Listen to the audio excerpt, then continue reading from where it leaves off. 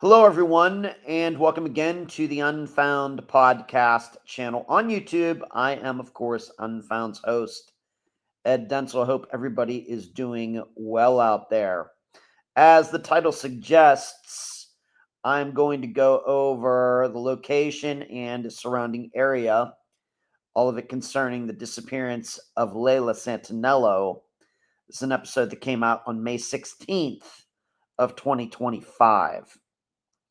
And I'm also going to connect into this video a bit of commentary on Hollyn Snapp's disappearance, which is also still unsolved. And her disappearance occurred roughly 4 months after Layla's. As you are watching this, please give this some thumbs up. Please recommend this channel to other true crime fans who you know. Subscribe to this channel, and please consider supporting this channel by hitting the join button below. All right, as you can see here in the middle of the screen, this is the AmeriCorps Extended Stays Motel Hotel. I'm still not sure whether I'm supposed to call it a hotel or motel and what exactly is the difference. But right there in the middle of the screen, right where that pink circle is. That is the AmeriCorps location in Kingsport, Tennessee. Now, as you heard in the episode, a couple of different items were mentioned. First of all, her coming out of the woods, and then also the green belt. What are those? Well, as best as I can determine regarding came out of the woods, if we are to believe the story regarding this warehouse worker who saw her, she came out, got that cigarette, and then walked back the way she came. The only, I think, rational, reasonable explanation is that if it happened, is this area right down here where the cursor is circling, right here. These woods over here and over here. Yes, there are some trees and small patches of trees and woods, I guess you might call, over here. We have to remember this is on the other side of this highway and this interchange here and everything. So I think that would be unlikely. I think what we must think is that who knows where she was before this, as her mother Jennifer stated in the interview. Was she in these woods all night? Was she somewhere else all night? Almost 2 years later, that is unknown. But the story is that she came out of these woods, and as you can see, this is kind of what we might call an industrial area. We have these buildings here, stowaway storage. We've got a building here, buildings here, easy to understand. Looks like we got some containers or trucks back here, so this would make sense that this is a warehouse, the Rogers Foam Corporation. Maybe that's the warehouse they're talking about. And all this brown in here, bushes and trees.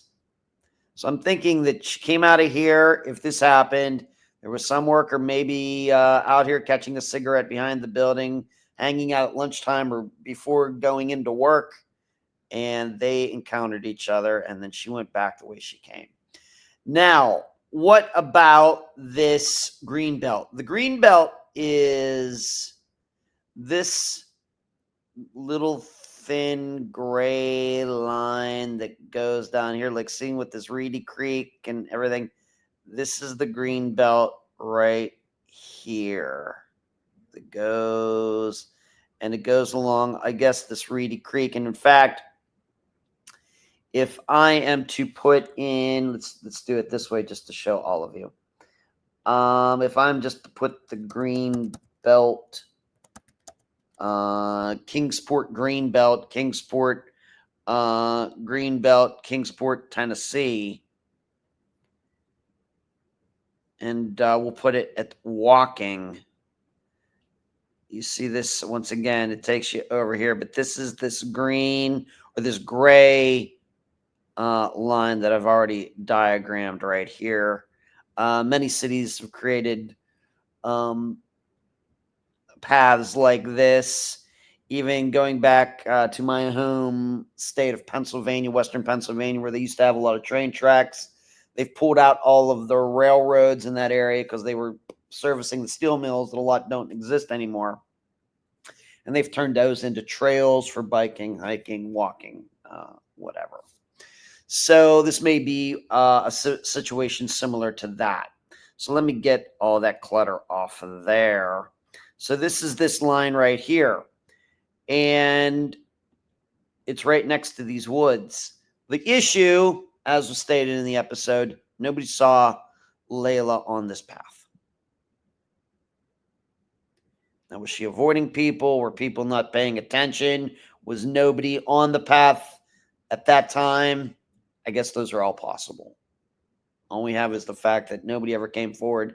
And certainly Jennifer and others have certainly done enough to raise awareness to Layla's disappearance in the that area. You'd think if somebody saw her, that person would have come forward. Of course, we know witnesses get things wrong, people lie and everything, but I think it's noteworthy that nobody has come forward. So that's the area. Now, if there was foul play, of course, Layla could be anywhere. Or if she walked off and is living on the street somewhere 2 years later, she could be anywhere.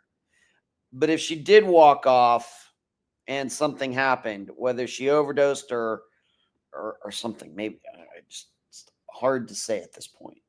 And I know these areas were searched. You know how I feel about searches, and searches like with Shanna Boydo's disappearance recently, we continue to find out more information on them. They're just not that accurate. They're just not as complete as we believe. So I think the best choice right now, I mean, if she's alive out there somewhere, of course, I hope that's true.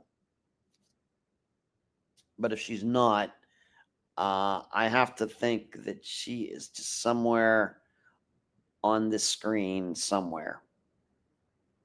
It's my best guess at this point. Now, what about Hollyn Snapp? What about her? Well, the last place she was seen, if we're to believe it, now, you should note something. As far as I can tell, I've not spoken to anybody in Hollyn's family. I don't know anything more about about her disappearance than any of you do, reading the stories that you can find anywhere, Googling them or wherever else. My opinion is that foul play is more likely in her disappearance than it is in Layla's. That doesn't mean that's what I believe. It just seems circumstantially it's more likely. But I'm going to take you to the spot where she was last seen. Whether something of a foul play nature happened there or not, I don't know. But I'm going to type it into the address, and this is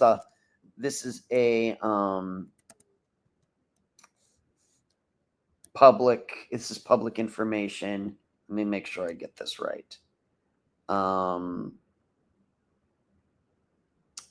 Yes, not Bee Ridge, Bell Ridge. Sorry about that. Once again, this is public information. So let me convert this to directions. So down here where the red dot is, that is the AmeriCorps.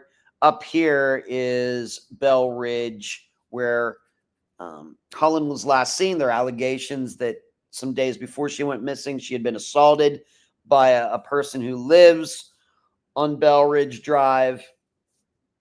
And that some days later is when her family figured out that she wasn't around because she could not be found. As you can see, not close. By driving 5.4 miles, in my world, that's not considered to be very close. But like I said in the episode, if the person who allegedly beat or assaulted Hollyn maybe a week, 6 days before she went missing, at least that her disappearance was noted, if that person could be connected to the AmeriCorps in some way, or anybody that was at the AmeriCorps where Layla was living or hanging out could be connected over there to Bell Ridge, then I think we have to start thinking maybe these two could be connected. And then I think that foul play becomes much more likely in Layla's disappearance than what I'm thinking right at this moment. But that's just conjecture. There's no proof of that. Yes, Layla and Hollyn seem similar. Uh, their their body proportions, their height, their weight, how they look, their ages, all similar. But outside of that, of course, the problems that they had in their lives similar. But that's not enough for me to draw any conclusion as to whether these disappearances are connected or not. All I will say is the way it sits now in May of 2025, that Hollyn's disappearance has a better chance, if you want to put it better, higher odds of being foul play than Layla's. But at this point, foul play cannot be ruled out in either of them. And it very well could be that both of these young women disappeared just by their own choices. They made themselves disappear. I'm not saying necessarily by choice.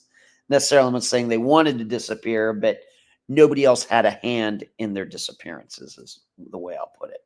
So there you go. Those are the locations for both Layla's disappearance and Hollyn's.